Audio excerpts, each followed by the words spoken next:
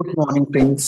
GST platform के YouTube channel में आप सभी का स्वागत है। जी हाँ फ्रेंड्स, जीएसटी के अंदर अब एक बहुत इम्पॉर्टेंट डिसीजन कह लीजिए, ऑर्डर कह लीजिए, वो अब एक ऑनरेबल हाई कोर्ट की तरफ से इशारा किया गया है और यूनियन ऑफ इंडिया को एफिडेविट फाइल करने के लिए बोल दिया गया है कि भाई आप बताओ, जो पॉइंट्स अभी हम लोग आगे डिस्कस करने वाले हैं इसमें आपका क्या कहना है। तो ध्यान से सुन लीजिएगा, बहुत तसल्ली से सुन लीजिएगा, बहुत ज्यादा फायदेमंद होने वाला है ये सेशन। अब इस मैटर को जो हम लोग अभी डिस्कस करने वाले हैं उसमें है क्या, उसमें आप लोगों को ये मालूम होगा कि financial year 18-19 and financial year 19-20 के लिए जो जीएसटी के अंदर आपको सो कॉज नोटिसेस दिए गए थे और उसके जो ऑर्डर्स पास किए गए हैं या किए जाने वाले हैं अंडर सेक्शन 73 के अंदर, वो सारे के सारे सो कॉज नोटिसेस, वो सारे के सारे प्रोसीडिंग्स जो ऑर्डर्स पास किए गए वो सब निरस्त हो जाएंगे। वो हो जाएंगे अल्ट्रा वायर्स और वो हो जाएगा जीरो। कैसे हो जाएगा जीरो, क्या है पूरी बात, एक एक चीज को ध्यान से समझ लीजिएगा। आप सबको पता होगा फाइनेंशियल ईयर 18-19 और फाइनेंशियल ईयर 19-20 के लिए कोविड सिचुएशन को ध्यान में रखते हुए गवर्नमेंट ने जो सेक्शन 73 के अंदर सो कॉज नोटिस देने का टाइम पीरियड हुआ करता था और उसके अंदर ऑर्डर पास करने का जो टाइम पीरियड हुआ करता था वो पहले गवर्नमेंट ने एक्सटेंड किया था। और पहला जो नोटिफिकेशन आया था एक्सटेंशन का, वो आया था नोटिफिकेशन नंबर 9/2023, जो 31 मार्च 2023 को इशू किया गया, जिसमें गवर्नमेंट ने ये बोला था कि फाइनेंशियल ईयर 18-19 का जो ऑर्डर पास किया जाना है वो किया जाना है 31 मार्च 2024 या उससे पहले। ध्यान से सुनिए, 31 मार्च 2024 या उससे पहले 18-19 का जो भी ऑर्डर है वो पास किया जाना था। कंसिक्वेंटली 19-20 के लिए जो टाइम पीरियड दिया था गवर्नमेंट ने नोटिफिकेशन नंबर 9/2023 से, वो बढ़ाई गई थी 30 जून 2024 तक। अब हुआ क्या, जब 18-19 के लिए ऑर्डर पास करने का टाइम आया 31 मार्च 2024, तो गवर्नमेंट ने फिर एक नोटिफिकेशन निकाला, नोटिफिकेशन 56।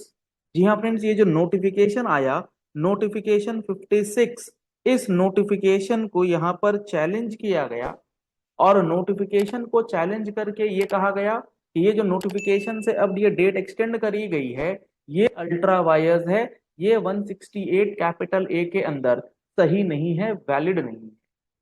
अब इसके पीछे दो कारण दिए गए और दो बहुत ही वैलिड कारण दिए गए। उन कारणों पे चलने से पहले जो एक्सटेंशन मिला था वो ये बोला गया था कि अब 18-19 का जो ऑर्डर पास करने का टाइम है, जो 31 मार्च को खत्म हो रहा है, वो खत्म होगा 30 अप्रैल 2024 को। एक महीने का एक्सटेंशन मिला और 19-20 के लिए ये बोला गया कि 30 जून जो है वो नहीं रहेगा टाइम पीरियड, वो रहेगा 31 अगस्त 2024। अब यहाँ पर जब ये डेट एक्सटेंशन करी गई तो इसको लेकर के पार्टीज चली गई हाई कोर्ट कि ये जो नोटिफिकेशन 56 आया है ना, ये 168 ए का वायलेशन है।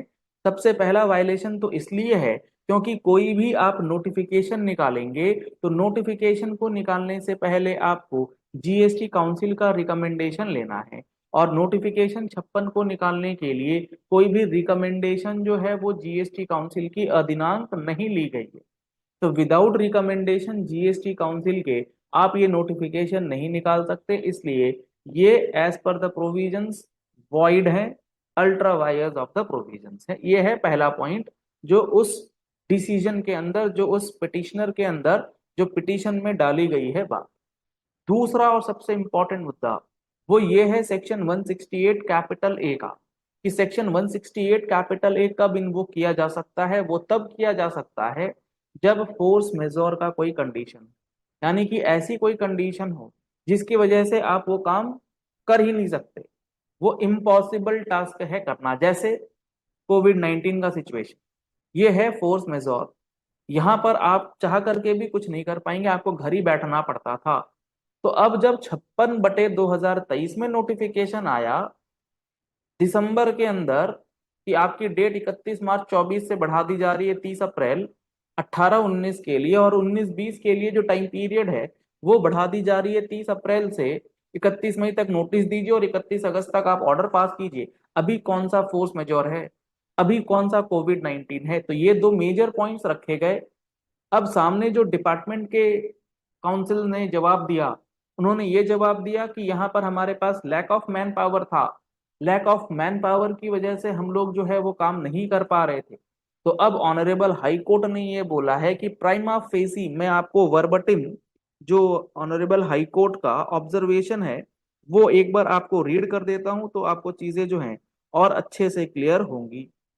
The court, having heard the learned counsels appearing on behalf of the parties, is of the opinion that it prima facie appears that the notification bearing 56/2023 is not in consonance with the provisions of section 168 capital A। Prima facie high court ने ये बोला है, उनको ऐसा लग रहा है कि ये जो नोटिफिकेशन 56/2023 इशू किया गया, ये इन वायलेशन है 168 कैपिटल ए का। और अगर वो नोटिफिकेशन स्क्रूटनी ऑफ लॉ पे खरा नहीं उतरेगा तो इस नोटिफिकेशन को अल्ट्रा वायर्स घोषित किया जाएगा।